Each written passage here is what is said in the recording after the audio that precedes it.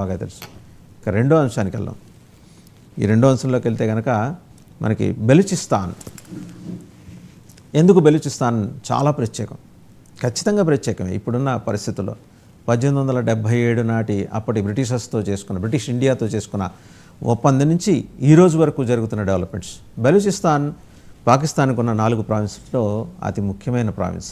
West Pakistan అనమాట, పశ్చిమ దిశగా ఉంటుంది. అండ్ అక్కడ చాలా కీలకమైన గ్వాదర్ పోర్టుని చైనా కట్టుకుంది.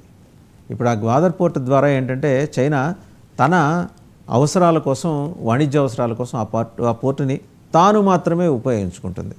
సో చాలా కీలకం.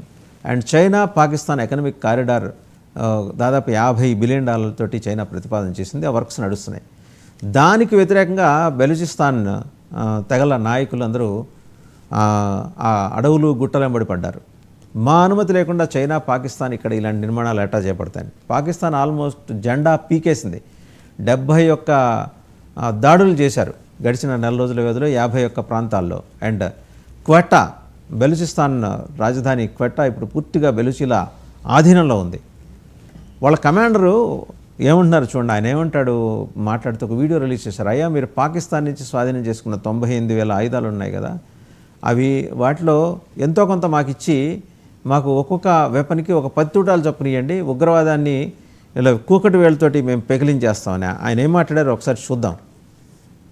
సో ఆయన మాట్లాడుతూ అన్న మాట ఏంటంటే, మాకు ఇవ్వండి, ఆయుధాలు ఇవ్వండి, ఆయుధాలు ఇస్తే ఆయుధాలతో పాటు తూటాలు కూడా ఇవ్వండి. వాళ్ళకి ఇన్ఫ్యాక్ట్ నిన్ననే వాళ్ళు ఒక ప్రెస్ రిలీజ్ కూడా ఇచ్చారు.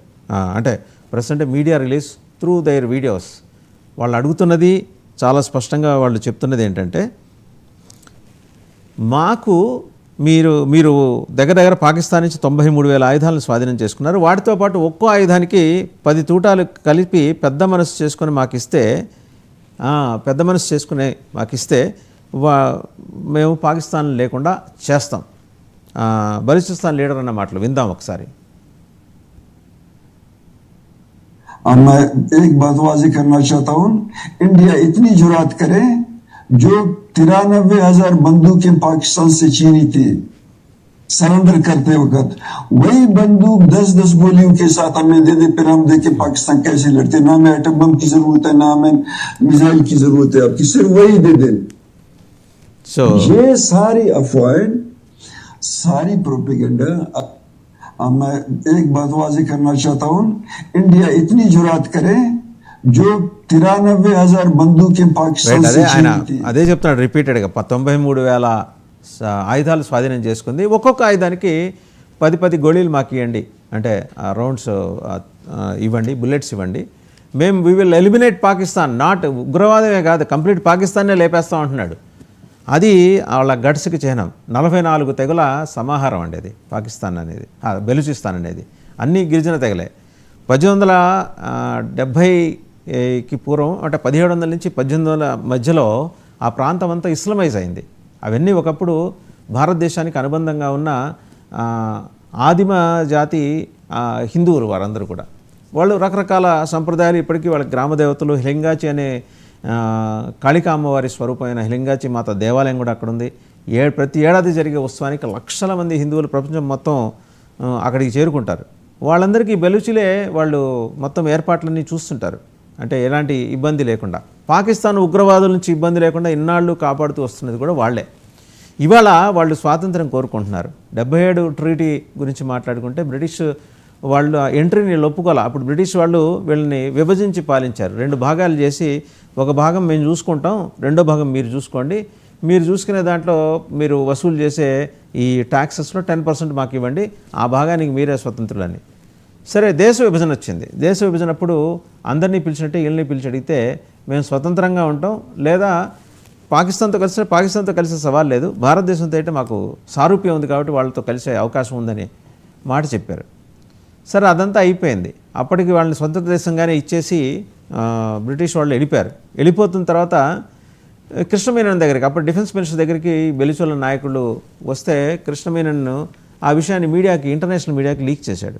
ఇట్లా బెలూచీలు వచ్చారు మా దగ్గరికి, మేము వాళ్ళని భారతదేశంలో కలుపుకోవాలని అడుగుతున్నారు అని. వెంబడే పాకిస్తాన్ అటాక్ చేసి వాళ్ళని స్వాధీనం చేసుకుంది. లీడర్స్ ఇక్కడ ఉండగానే పాకిస్తాన్ ఆ దేశాన్ని, ఆ ప్రాంతాన్ని స్వాధీనం చేసుకుని తమలో మెరిచేసుకుంది.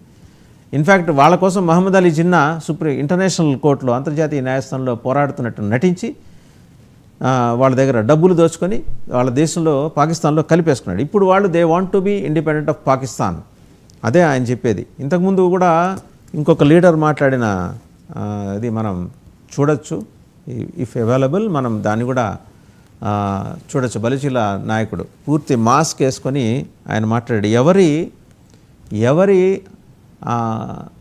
అనుమతితోటి పాకిస్తాన్ కానీ చైనా కానీ మా ఏరియాస్లోకి ఎంట్రీ ఇచ్చాయి, ఎవరిని అడిగి వచ్చారు? వెస్ట్ పాకిస్తాన్ మీద కంప్లీట్ పట్టు మాదే, గ్వాదర్ పోర్ట్ కూడా మాదే, China is not suppose to make any claim అని చెప్పేసి కూడా ఆయన క్లారిటీ ఇచ్చాడు.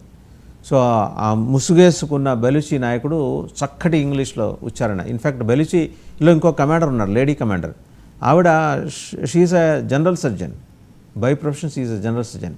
కానీ ఈ అడవులు కొండలు గుట్టల బాట పట్టి బలూచిస్తాన్ని స్వతంత్ర దేశంగా ప్రకటించుకోవాలని చెప్పేసి ఆకాంక్షని బలంగా వ్యక్తం చేస్తూ ఆవిడ ముందుకెళ్తుంది. సరే, ఈ క్రమంలో మనం పాకిస్తాన్లో జరుగుతున్న ఉగ్రవాదులు వాళ్ళ బంధువులు కోల్పోయిన తర్వాత ఉగ్రవాదులు చాలా ఆవేదనతో మాట్లాడింది. ఉగ్రవాదుల ఆవేదన ఏంటని మీకు ఆశ్చర్యం కలిగించవచ్చు, వాళ్ళకి కూడా ఆవేదన ఉంటుంది. వాళ్ళు కోల్పోయిన వాళ్ళు సామాన్యుల జైషే మొహమ్మద్, లష్కరే తోయిబాలో పనిచేసి కీలకమైన నాయకులకు కుడిభుజాలుగా ఉన్న వాళ్ళని వాళ్ళు కోల్పోయారు. ఆయన ఏం మాట్లాడాడో అది కూడా ఒకసారి చూద్దాం. అందులో చాలా స్పష్టంగా ఉచ్చరించాడు ఆయన. జైషే మొహమ్మద్, లష్కరే తోయిబాల వ్యవస్థాపకులని టార్గెట్ చేస్తూనే భారత్ ఈ ప్రతీకార దాడులకు దిగిందని ఒకసారి అతను మాట్లాడింది చూద్దాం. సో ఆయన మాట్లాడుతూ చెప్పింది ఏంటంటే, లష్కరే తోయిబా, జైషే మొహమ్మద్ ఇవి ఉగ్రవాదుల ఆశయాల్ని అలా ఉన్నతంగా తీసుకెళ్తున్నాయి. వాళ్ళని బలికొన్నది భారత సైన్యం వాళ్ళని బలికొన్నది. 9 క్యాంపుల మీద దాడి చేసి నేలమట్టం చేసింది.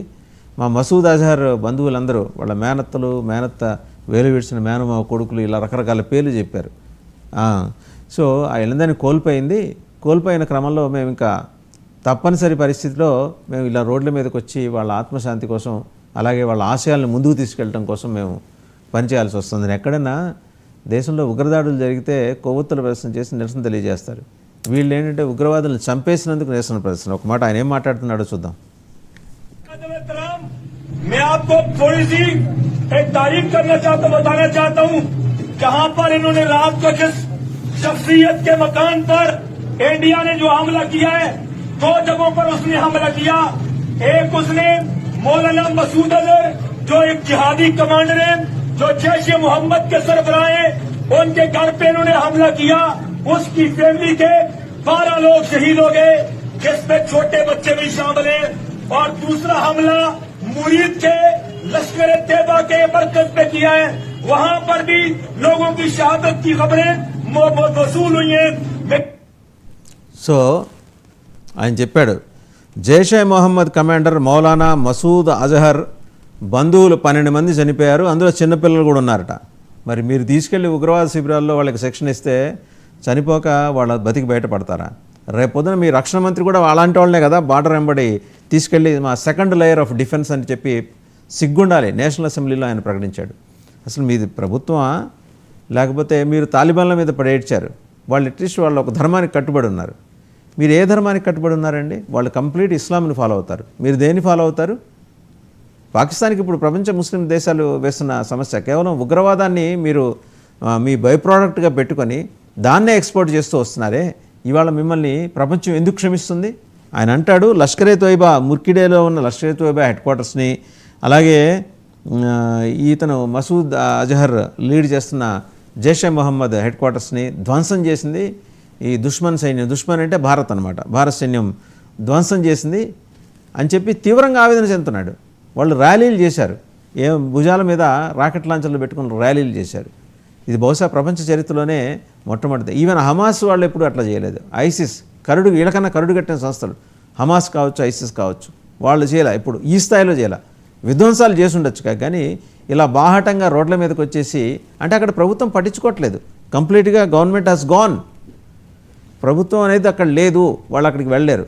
బెలూచిస్తాన్లో మరోవైపు అసలు ఎంట్రీయే ఇవ్వలేరు వాళ్ళు, బెలూచిస్తాన్ అయితే.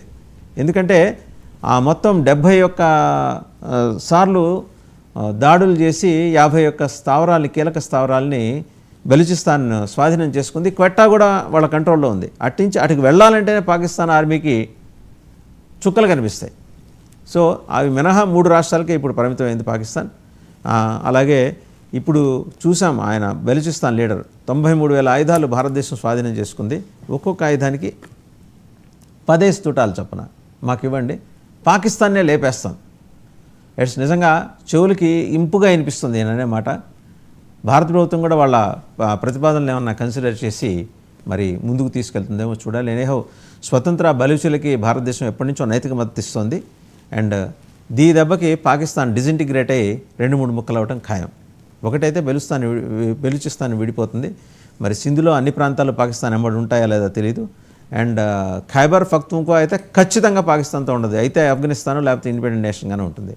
సో ఇన్ని ముక్కలైన తర్వాత జనరల్ అసీం వచ్చి మరి రోడ్డు మీద పడిపోయిన ప్యాకాట ముక్కలు ఎరుగుంటాడా? కాలమే సమాధానం చెబుతుంది. Thank you very much for watching special live show.